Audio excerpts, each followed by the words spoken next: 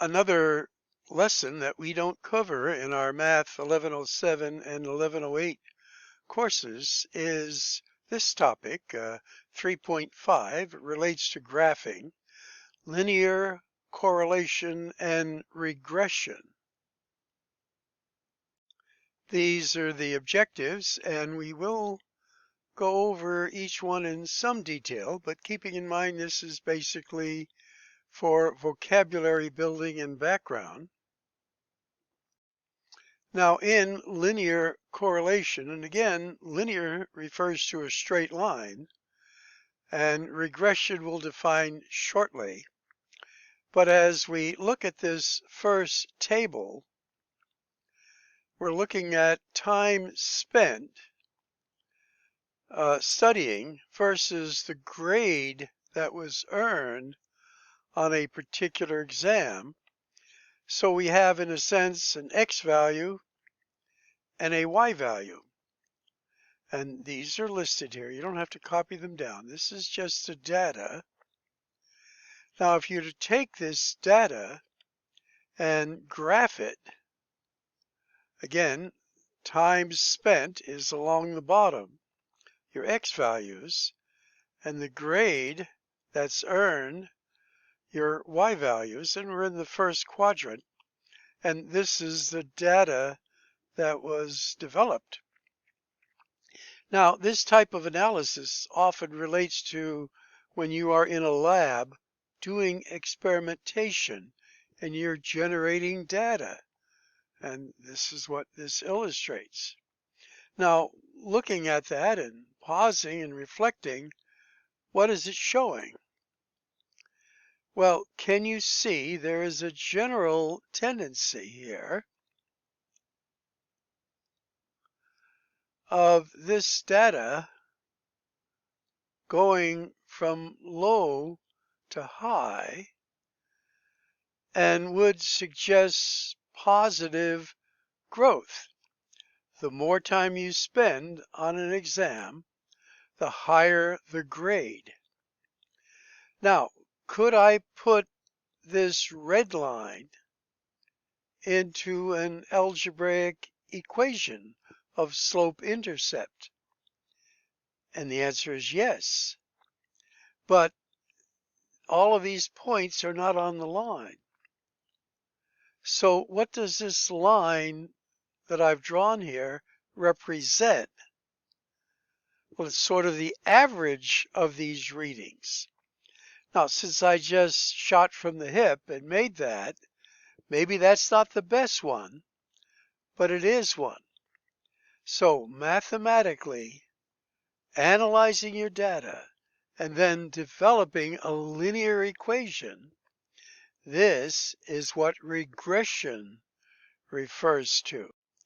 Now, when we look at correlation, there is what we call a correlation coefficient that we'll give you more information on shortly. But looking at this scatter diagram here and the data, can you see that this would indicate positive correlation?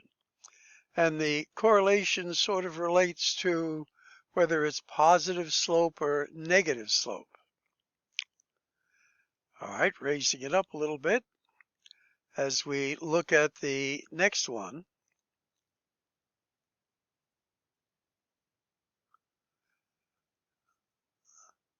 Now again, I'm going to sketch in a line that's sort of trying to shoot from the hip here, the average.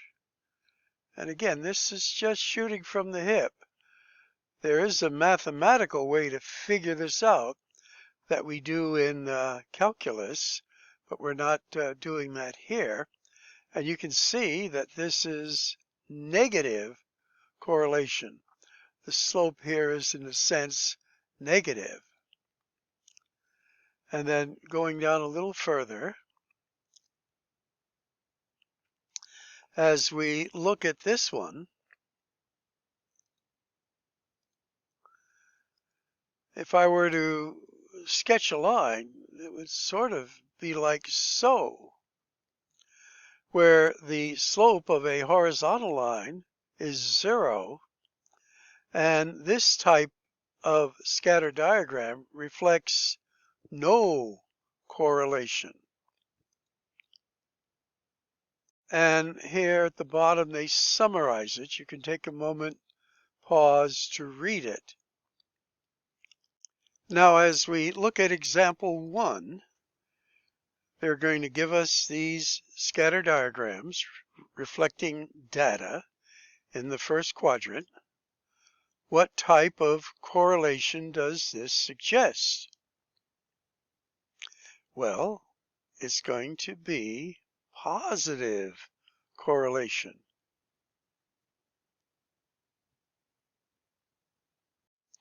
Now, as we continue with background information, take a moment to read through this, and I can go over it a little bit. This is the correlation coefficient, and we use the letter R for this, and R is less than or equal to 1, and is greater than or equal to -1.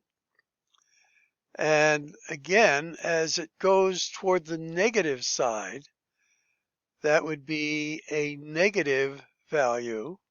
The slope, in a sense, is indicating downward. If the R is at 0, again, horizontal slope, there is no correlation. And as it approaches 1, this would be, again, a positive line indicating a single line super coefficient. And this one is a line -1. The R value is -1, would be super negative correlation. All right, let's look at some examples here. So as we look at this first one, now it's not a straight line. Let's put a line in there. Again, shooting from the hip. But these points are rather close to this line. So again, R is greater than 0. So this indicates strong positive correlation, not super. Remember, if it hits 1, it's super. All right, let's go on. Raise it up some more. And looking at this one, again, shooting from the hip, something like so. This would be strong negative correlation because R now is less than 0. That would be negative. Strong. Remember, if everything were on the line, that would be like super negative correlation here. And then for the last one, as we look at it, and you might say, what kind of line would this be? Well, if we were going to average everything, could you see we'd end up with a line that looks sort of like so, probably going through that point. But again, no slope, so it's neither positive nor negative, so there's no correlation. And again, what we're doing here is building background and vocabulary. Now, for example 2, and again, this relates to the practice and certify, and we don't have any that will be due, but for background. If your R value is 0, notice there is no correlation. If it's a negative 0.445, this would be weak correlation. Now, if that were a negative 0.95, as we've just gone through, that would be strong. And if it was -1, it would be super. I'm making up that part, but hopefully you're catching on. Now, if the R value, which again is your correlation coefficient, is 0.95, this would be strong correlation. And if it were only 0.45, that would be weak correlation. So again, on a number line, we're kind of going from -1 value, there's 0, and there's 1, and then this is the area we're dealing with here. So here, strong negative correlation, strong positive correlation, 0, this is the R factor, no correlation. And here's the word I was searching for. If it's strong or super correlation, the preferred word is perfectly positive correlation. So that would be a +1. A -1 would be called perfectly negative correlation. Super is a nice word too, but we'll use the proper terminology. And there's the example of perfectly negative. Again, if you wanted to make your lines, this top one was a straight line, and this is a straight line. But if you have data off of your average, then your correlation coefficient changes somewhat, and we've illustrated that.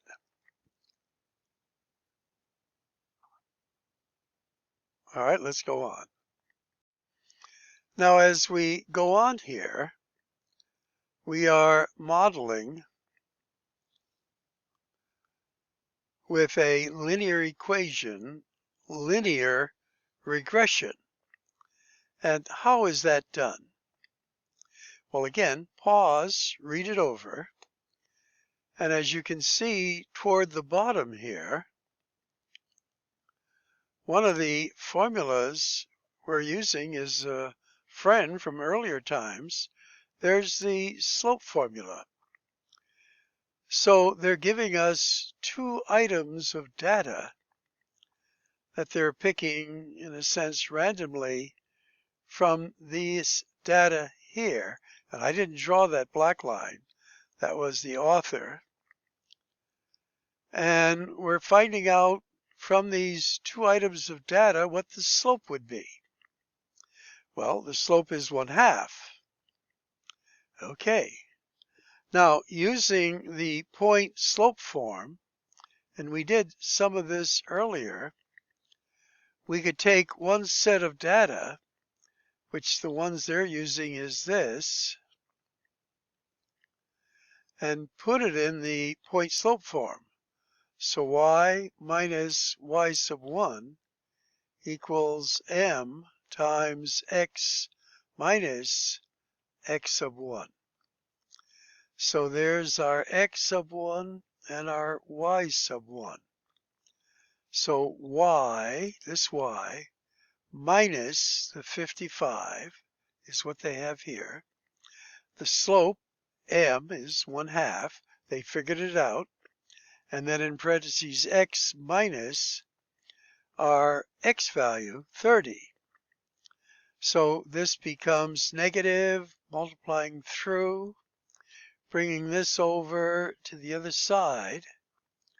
We have a -15, and a positive 55 gives us a positive 40.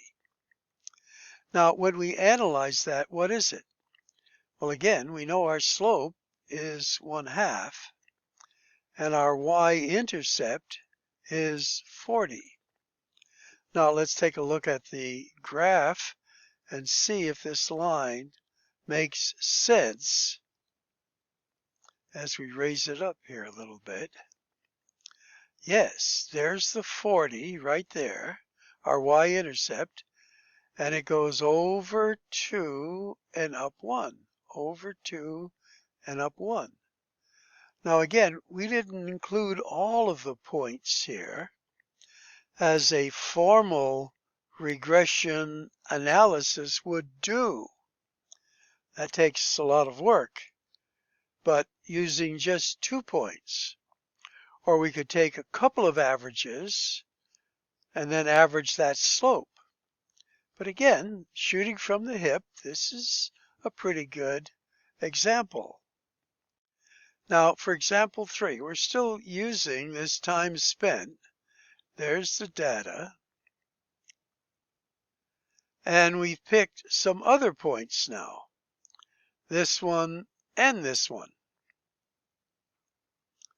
So again, following that same protocol, we get our slope, putting it into point slope form, and then putting it into slope-intercept form. We get this for this first item, letter A, and then they're going to do letter B for us as well. Now, notice what they've done is they've taken 2 points that rather than giving the general analysis of positive slope, these, notice, will give us negative slope. So again, whether that first line here is a good one, where you're taking, a broader average of things, again, you'd probably reject this. This is because this overall trend is positive. But again, depending on the data that you select.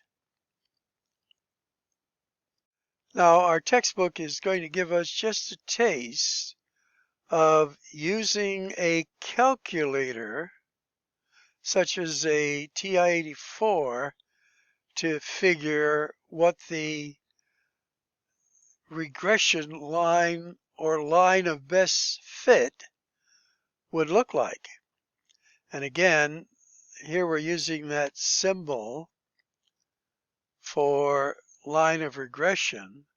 It's a Y with a little caret on top, equals AX plus B, where our A is the slope and our B is the y-intercept.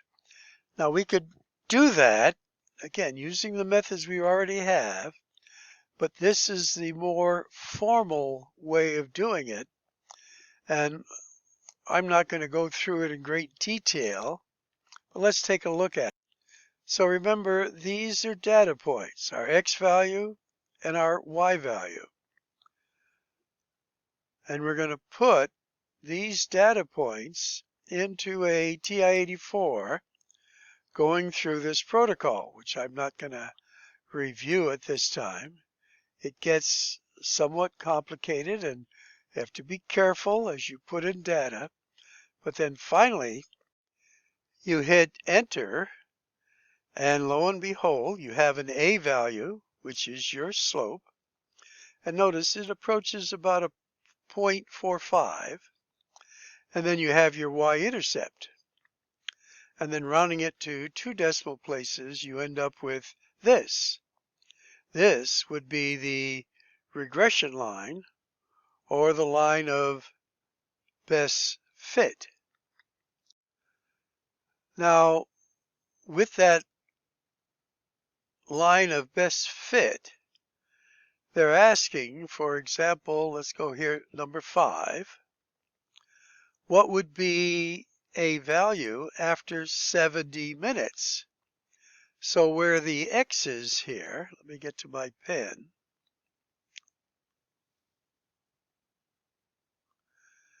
You're going to put 70, which is what they've done, and you get this, rounded to 2 decimal places.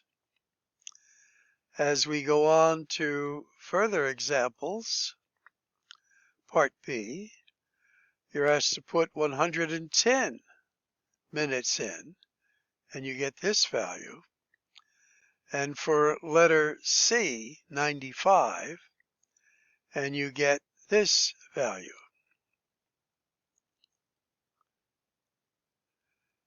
Okay, again, background and vocabulary.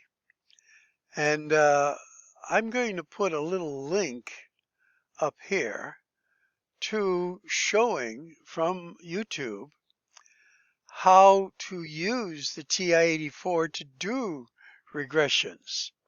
Now that's something you can always look up yourself, or you could follow the protocol as given on these pages. But again, we don't need it for our course, but for the 1110 course and higher courses, they do ask for linear regression, and then later quadratic regression, looking for the best fit. All right, let's wrap this up.